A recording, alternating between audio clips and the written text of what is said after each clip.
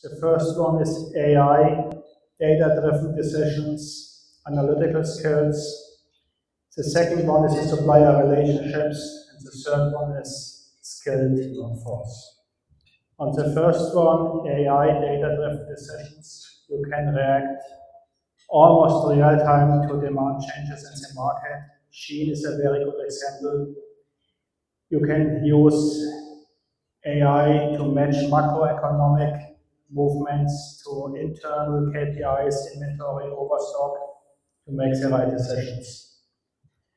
Supplier relationships, there are AI tools out there already. Unilever is using them as an example, where you can transition from engineering specs to sourcing decisions in very fast time.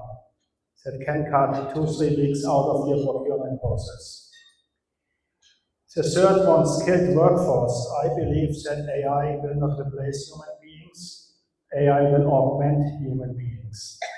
For that, it's relevant that we train our workforce and take them along on the journey. And a really good program is from the Texas Workforce Commission. It's a little advertisement here, but they offer free AI training for companies with 10 to 100 employees in Texas. And that's a very good program to get your employees up to speed. Thank you. I like the